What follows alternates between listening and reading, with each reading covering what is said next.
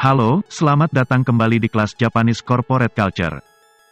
Pada session ini, kita akan membahas mengenai apa sih pentingnya sebuah corporate culture bagi perusahaan. Setidaknya akan ada dua keuntungan jika seluruh sumber daya manusia di sebuah perusahaan memahami corporate culture yang dibangun dalam perusahaan tersebut. Yaitu manfaat bagi sumber daya manusianya dan manfaat bagi perusahaan sebagai sebuah organisasi. Mari kita lihat bagaimana manfaatnya bagi sumber daya manusia. Yang pertama, dengan adanya corporate culture berarti terdapat pedoman berperilaku di dalam perusahaan. Dengan adanya pedoman ini, karyawan dan seluruh sumber daya manusia di dalam perusahaan tidak boleh berperilaku sekehendak hati.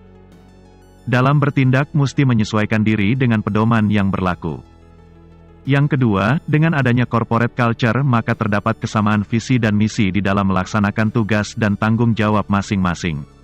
Hal ini dapat meningkatkan peran dan mengembangkan tingkat interdependensi antar individu atau bagian karena individu atau bagian yang lain saling melengkapi dalam kegiatan usaha perusahaan.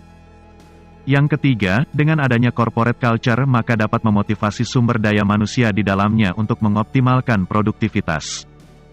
Yang keempat, dengan adanya budaya perusahaan yang mantap, masing-masing individu bisa mengetahui kejelasan tentang bagaimana karirnya dalam perusahaan. Terus, bagaimana dengan manfaat yang diperoleh perusahaan?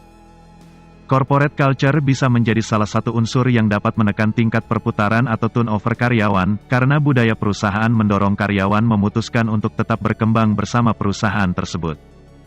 Corporate culture juga bisa digunakan sebagai pedoman di dalam menentukan kebijakan yang berkenaan dengan ruang lingkup kegiatan intern perusahaan seperti tata tertib administrasi, hubungan antar bagian, penghargaan prestasi karyawan, penilaian kerja dan lain-lain.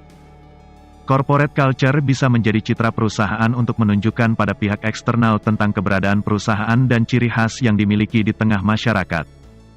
Corporate culture juga bisa digunakan sebagai acuan dalam penyusunan perencanaan perusahaan atau corporate planning. Corporate culture yang mantap membuat program-program pengembangan usaha dan pengembangan sumber daya manusia dengan dukungan penuh dari seluruh jajaran sumber daya manusia yang ada. Demikian beberapa keuntungan atau manfaat jika terbentuk corporate culture yang mantap dalam sebuah perusahaan. Sekian dulu untuk session ini, sampai jumpa di session berikutnya. Dan terima kasih kami ucapkan untuk perhatian Anda.